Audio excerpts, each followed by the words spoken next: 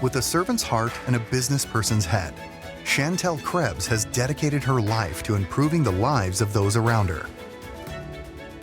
Krebs has had a successful career in the healthcare industry, entrepreneurship, tenure in the SD legislature, and was South Dakota's 28th Secretary of State. Most recently, Shantel created and leads the Avera Academy, a pipeline initiative that encourages students to develop a passion for careers in healthcare. Not resting on her laurels and success at the Avera Academy, Shantel answered another call to action, to get involved with an organization that needed her skill set during tough times. Miss America, becoming CEO of the organization, one close to her heart, as she was Miss South Dakota in 1997. Her positive impact on South Dakota embodies her love for her home state. Good evening. Well, for those of us, Governor Dugard, that have done a lot of public speaking, we have to tell you that this night may be just a little bit different for us. When you look into the room tonight, you see your family, your closest friends, your colleagues, and your peers, and it can be kind of daunting to stand in before you.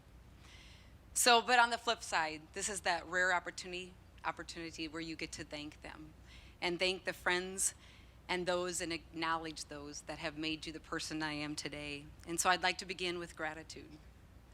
Gratitude for our dear Lord above, who's provided me with unending blessings and opportunities. And he has said that we must best utilize those blessings that have been offered to us in the best way we possibly can.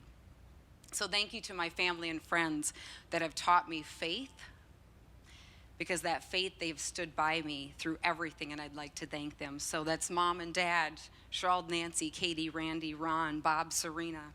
It's Joan, Lisa, Greg, Scott, and Marilyn. It's Lauren and Dave. It's Terry and Linda. It's Johnny B. Of course, we all know Johnny B. from Reptile Gardens, whose childhood memories. But there are a lot of people that really should be standing on stage right next to me and accepting this award and this honor tonight. Because if I had to list them all, it'd be a long night ahead. But most importantly, it's that admiration and that appreciation that I have for all of you. And you are all there tonight at my tables, and you probably hear them. They're a loud and rowdy crowd. But I'll get to where I firmly believe what a good leader is. A good leader surrounds herself with even better people. And I've always said that. And I've been fortunate to have the right people by me at the right times in my life. I also think there's a recipe about being a good leader. It's truly learning, doing, and educating. And sometimes it's all at once.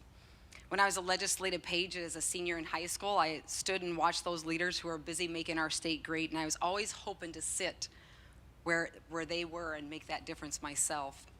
When that goal happened, I realized that, just getting that legislative seat and being a part of the legislative process for 10 years was just the beginning of a lifetime of service for me. But learning from those who came before me as well was most important to keep me humbled. Breaking barriers along with creating and supporting legislation, landmark legislation, is something I'm very proud of. And I have a few legislators I've served with here tonight, Senator White, Senator Valley. Those moments in the Transportation Committee were sometimes daunting. I took on that huge task of cleaning up the Secretary of State's office, and that's the very reason why I ran for the Secretary of State's office. And I'm very proud that I led the team to reform the Secretary of State's office. And some of my SOS team, it's here tonight, and I want to acknowledge them. So Mary, Teresa, they're back there, and of course Marty Jackley, the Attorney General, who helped defend me when I had lawsuits brought before me. Those are those moments that you realize that it takes a team and an effort, and I want to thank them for being around me tonight too. Lastly, I've shifted my focus into that teaching piece of leadership. That's educating young minds and encouraging them to make a difference. And when Avera asked me to create the Avera Academy and lead that Avera Academy, I had no idea about that profound impact that it would have me in changing the lives of first-generation Americans in Sioux Falls. And they've really helped prepare and fill the needs in the healthcare industry. So thank you to Avera for that opportunity, and thank you to Bob and Lori Sutton that's here tonight. Regarding that part-time volunteer gig as CEO of the Miss America organization, yes it is, I'd like to give a shout out to my alma mater, Dakota State University. A couple of years ago, I connected Dakota State University with Miss America to create a scholarship. Today, any of the 50 state winners have a full ride scholarship opportunity and full ride offer from Dakota State University. So I'd like to thank Dr. Griffiths, President Griffiths here, for that partnership. Thank you for being here tonight and for that possibility, Dr. Griffiths.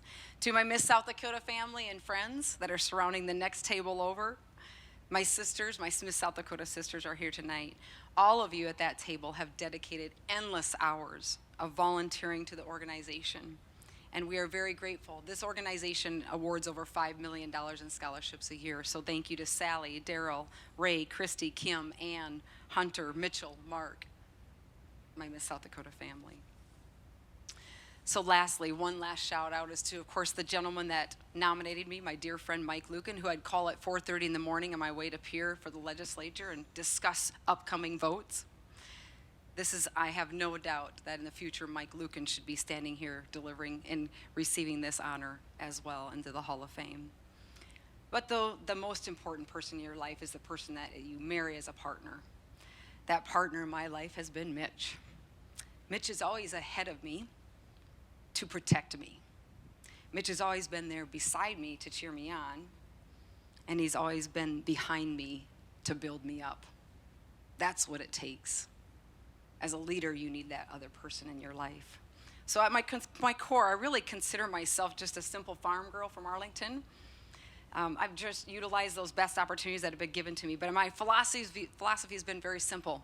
I always say you got to get up early, you work hard, you mind your own business. You go to bed, and you say your prayers, and you get up and do it all over again. And then you also do what no one else wants to do. That's what a good leader is. So my sincere thanks to the South Dakota Hall of Fame tonight, and I'm not done yet contributing to this great state of South Dakota. Thank you.